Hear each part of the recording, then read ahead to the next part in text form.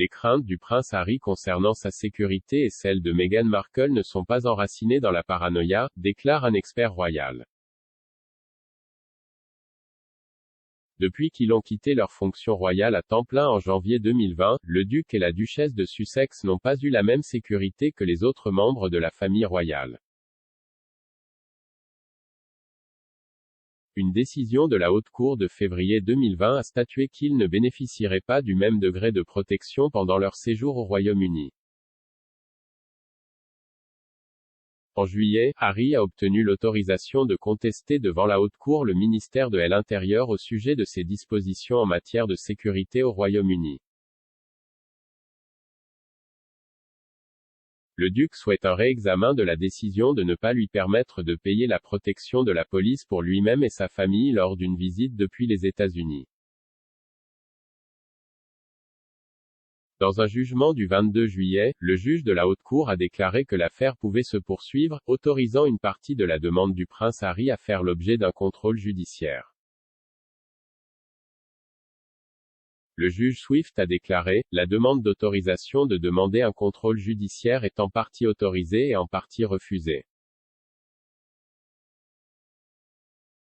Après la décision, Omid Scobie, expert royal et co-auteur de Finding Freedom, a écrit pour Yahoo! Des nouvelles que le duc est justifié dans ses inquiétudes concernant la sécurité.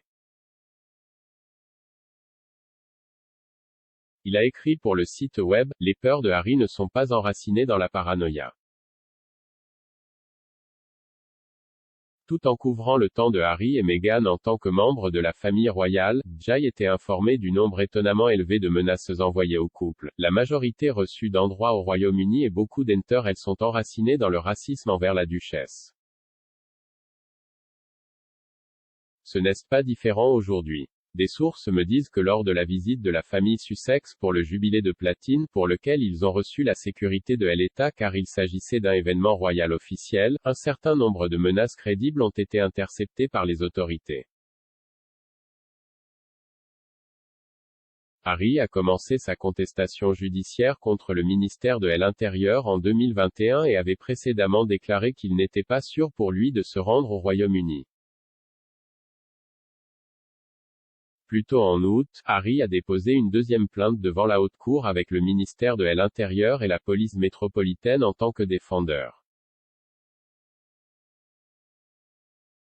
Il est entendu qu'il se concentre sur la décision du début de cette année selon laquelle les gens ne devraient pas pouvoir payer en privé pour la protection de la police. La nouvelle réclamation intervient quelques semaines seulement après que Harry ait remporté la dernière étape de sa bataille judiciaire dans sa réclamation initiale contre le ministère de l'Intérieur devant la Haute Cour au sujet de ses dispositions en matière de sécurité. La décision signifie qu'il pourra désormais porter l'affaire en révision judiciaire. Ken Wharf, un ancien agent de protection de la police qui a travaillé avec Harry, a déclaré au podcast Mirror's Pod Save the Queen qu'il n'aurait jamais été possible que Harry et sa famille se soient retrouvés sans aucune aide lors de leur visite au Royaume-Uni. Il a ajouté, « Je ne sais pas qui lui a conseillé d'intenter une action en justice contre le gouvernement britannique et la police métropolitaine. Je pense que c'était une chose imprudente à faire car cela soulève essentiellement une publicité négative. C'est un prince du royaume, vous ne pouvez pas changer cela, il sera le prince Harry pour le reste de sa vie à moins qu'il ne décide de changer cela. » Malgré le fait qu'il vit en Californie, personne ne lui interdit d'entrer aux États-Unis. Kingdon, bien sûr que non, monsieur. Wharf a également qualifié le procès de Harry de « imprudent » et a ajouté « Mon propre point de vue est que Harry a plutôt surestimé cela et que c'était une erreur de sa part. Personnellement, je pense que cela ne grondera pas et que cela se stabilisera, et je pense qu'il se rendra compte que s'il revient, il y aura bien sûr une protection là-bas.